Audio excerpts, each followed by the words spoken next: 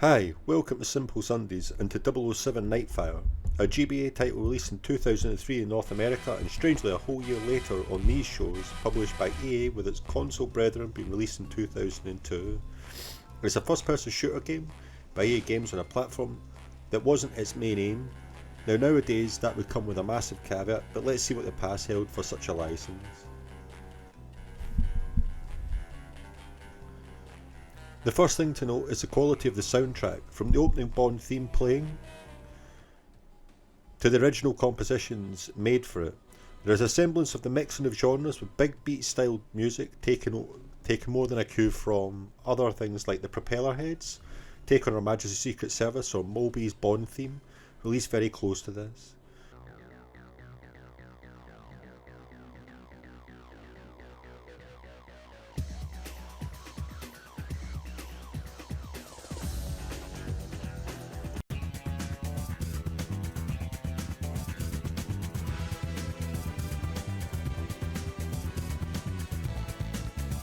It sets the mood for what is a high quality production game, with real effort squeezing out as much power as the GBA has to offer. So the game itself looks pretty graphically impressive, and audibly I think it's lovely. Personally for myself, I think that the music is, while a little bit generic, is very neat for the big beat style. And let's give a breakdown of each mission and what should it await you if you're looking to go into M's next great big mission. First mission sees us hit Austria to raid a castle of our villain, so we dispatch the guards outside, move in to get the weapons chip and save Zoe, our fellow agent, and have to fight a helicopter to leave, and so we destroy it and look to move on to the next level. Oh, wait, it seems our first barrier to beating the entire level is to beat the score for the level, so let's repeat that. Okay, the barrier is tough, so let's get the mission down and so that we can see a little bit more, and after some more hard work we defeat the castle and learn what we need to do to move on.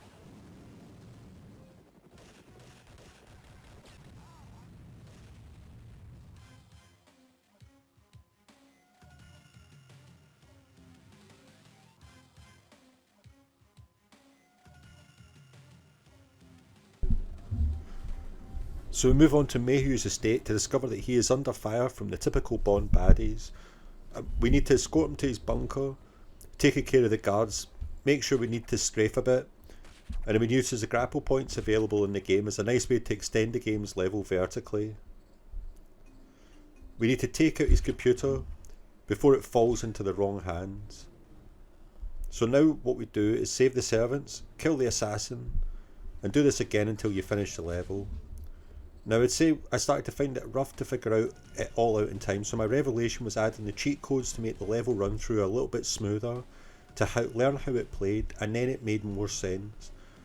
And even with that, the times are pretty tough, especially for the power level timescales. I did this come the next stage, but even adding the weapons and bullets to your arsenal allows it to be a little bit more Bond-like and fun, where I feel that keeping the weapons on would have made this game slightly better than it already is.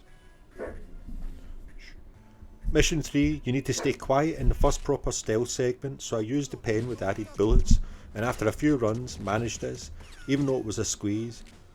So install a worm that Q gave us, get the Nightfire data, and another Mayhew computer requires some working. Then kill the many guards, get to the roof fight some more of the bad guys to get a parachute and then Bond style it out of that place. Off to a power station, not very exotic, but we need some jetpack data, so once we have it we need to snipe some guards in order to get to the shipping building. Now I eliminated these guards, but because of the break-in, the time I was using it, i.e. due to me starting the game and then saving it and then coming back to it, I forgot to equip the grapple basically, so spent longer than I'd want to admit stuck here, probably around an hour and a half, quite honestly. Anyways, grapple and climb our way into the building, and now we need to use that test data, then escape using a mounted laser and fight the guards, and then we leave. Mission is just simply more power station where we need to get to the training facility and fight our way to the boss, Rook, who we eliminate quite easily. Mission 6, onto the Phoenix Tower, where we need the Q1 disc, which I hope is computer related and not an X-ray snap for posterity. We need to grapple and fight our way into the lower office and find a service elevator. It's mostly just corridor shooting until we find it, and then we need to raise the security gate and get the hell out of there. Off to Island Caves now for a serious gun battle against many enemies, so we need to find the cave entrance to the base, then disable the jamming system, have some fun with the grenade launcher, which you won't get again unless you use the cheats, and then complete the task and on to mission 8. This is the island base of our nemesis, so we follow his second in command Kiko and try to stop her launching into space through a maze of a level. The person whose map I followed for this was fantastic. I will mention him slightly later on in this. But we go to the control centre, move to the security base, which we sabotage, go through Delta and Omega sector, then stop Kiko launching into space, finish off what looks like another assassin, and then off into space we go ourselves.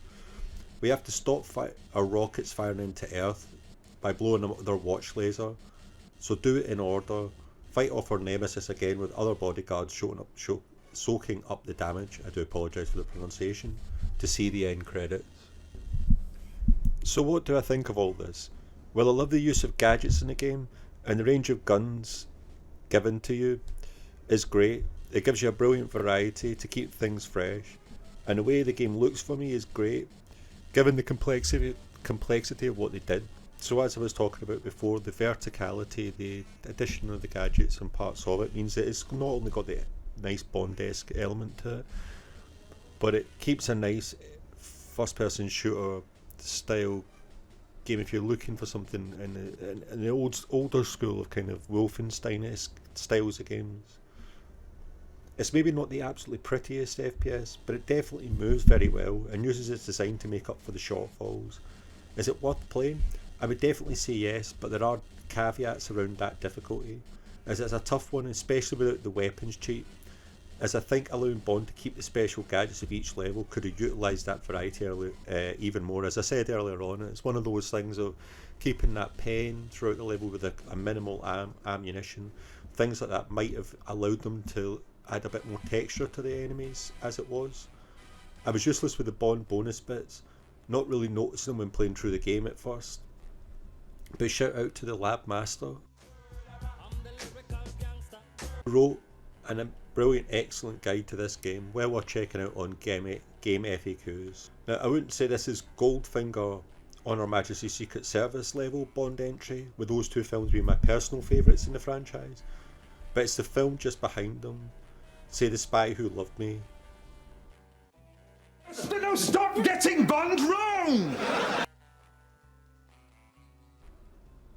Okay, Alan, sorry, I just don't agree. The Game Boy Advance is a great little machine I've spent some time getting to know over the last few years, so I hope to bring you some more interesting titles from its library. I've been back to forward in it, and I've definitely got some interesting titles to bring you, depending on the themes. If you guys have a shout out of any type, let me know in the comments below. The next game to cover is the PSP's From Russia With Love, which is a game I can tell you now that I'm enjoying, sitting about a third way through the game. I'm very much enjoying the fact that it's made me go back and watch the original film, which is available on Amazon Prime for free of charge. Well worth a rewatch. It's one of those Bond films I think that's slightly underrated. It is a kind of slow burner, but I'll let you know how I feel when the review actually comes up fully for all that stuff and explain all the different parts of it. I think some elements of that game actually leak into this, so I would like to review all three games and go back to look at them as handheld titles specifically. Now, I'm really sorry that I missed last week's recording, but I've had a really difficult time with things in my life. Basically, it's been a bit complicated. It's the same as my Fallout video that I've been working really hard on that, but I am still hesitant to say it'll be there by the end of this month. I'm hoping next month will be the place for it, mainly because of a few things that came up during the time. So things like RFK's appointment to Donald Trump's cabinet will have an impact on that particular discussion. So we'll talk about it all when it comes to vaccines and parts and all the rest of it. But thank you for watching. I really do appreciate if you take the time to watch my content. I am trying to grow the channel slowly, but I'm also trying to find my feet as a creator myself. So I really do appreciate you taking any time whatsoever. If you comment, that would be much appreciated. If you, as I said, if you've got a suggestion for a video or something you'd like to watch a playthrough of or whatever there is, then just let me know, and I'm happy to facilitate when it comes to that. Thanks very much, guys. Take care.